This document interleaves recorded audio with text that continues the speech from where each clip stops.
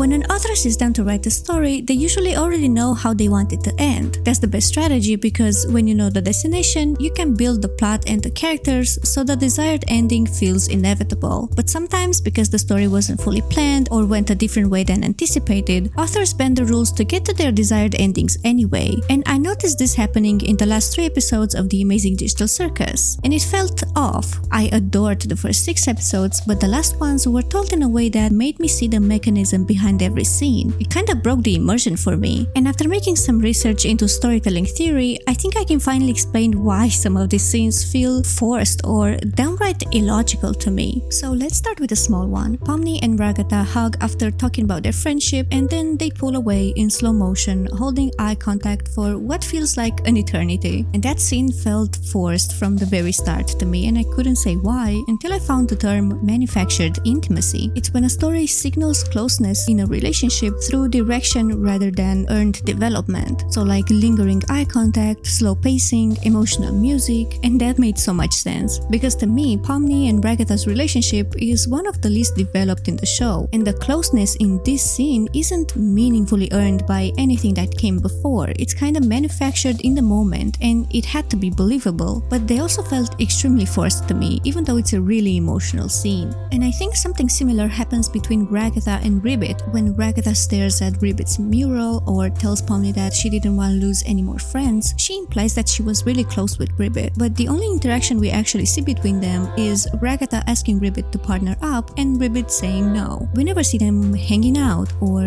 Ragatha actually checking on Ribbit before she abstracts, like a friend would. And the same thing goes with Kaufmo. Ragatha calls him a friend in the pilot, but in the flashbacks, she never talks to him, not even once. All these scenes kinda want me to feel years of organic history without investing enough screen time into the relationship. It felt out of nowhere and made me disconnect from Ragatha, one of my favorite characters. And maybe the flashbacks aren't reliable cause they're in Jax's mind, but if these scenes are unreliable, then Jax's whole backstory is unreliable by the same logic. I think the story expects us to treat the flashbacks as reliable. And speaking of Ragatha, her character seems to shift more than I expected to. Like episode 5 gave us a great backstory for her, an emotionally abusive mother, which explains her people-pleasing tendencies and her fear of losing Pomni, especially combined with her belief that Jax corrupted Ribbit and might corrupt Pomni as well. I really loved this context for her character, except that in Jax's flashbacks, her people-pleasing is barely there. She handles rejection extremely well, she seems genuinely happy, freely talking with everyone, well, mostly with Kinger. But it's only after Jax rejects her help that she starts spiraling into the people-pleaser that we know today. So her trauma actually comes from both her mom and Jax, but it almost feels like the story rewrites the source of Ragatha's insecurity so Jax can become the sole emotional center of it, making her backstory with her mom feel weaker and not as meaningful to her character anymore. But Ragatha is not the only one derailed for Jax's sake.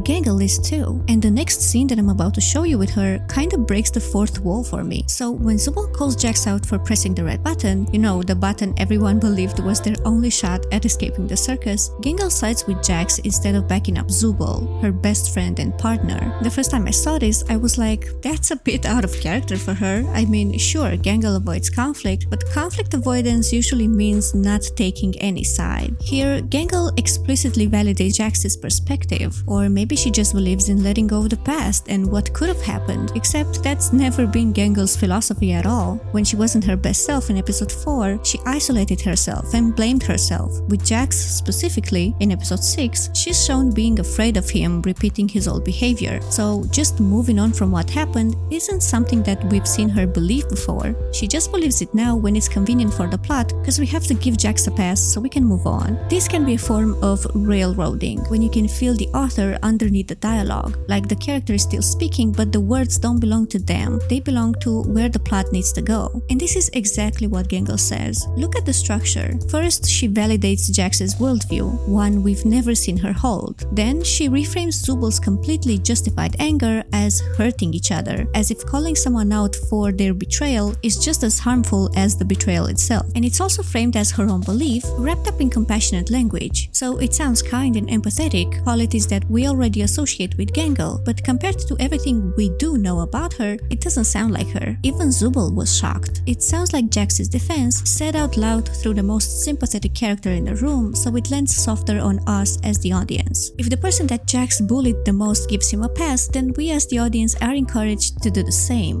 And right after this, there's another example of what felt like railroading to me, when Pomni says, "We've all done bad things." Like, have we though? Let's see the worst thing that everybody did up until that moment. Ragatha had a valid crash out and even apologized. Gangle was bossy for one episode, Kinger did nothing wrong, Pomni did nothing wrong, Zubul got angry at the person who's been hurting everybody, which is not a bad thing. The only person who intentionally did bad things repeatedly to specific people is Jax. This line only works because nobody defines what bad things actually means. Losing your temper and intentionally manipulating and humiliating someone aren't morally equivalent, but keeping the phrasing vague collapses all of this into the same category. And that's straight up false equivalence. It's a logical fallacy. If the show acknowledged that there's a distinction between what Jax did and what the bad things are that the other characters did, it'd be much harder to sell that Jax is equally deserving of forgiveness as the others are. So instead, the show gives this line to Pomni, the most level-headed character and our audience surrogate, making it easier for us to internalize. But it doesn't feel like Pomni reaches that conclusion herself. It just feels like the story gives us the conclusion through her. So Pomni and Gangle don't sound like themselves in this scene. They sound to me like the narrative is trying to convince me that if even these characters forgive Jax and want to move on, maybe I should too. And all of these scenes, I think, are symptoms of the same narrative choice. Nobody in the story is really allowed to meaningfully oppose Jax, because it seems like they're written from the ground up to be this way. Ragatha blames herself for everything,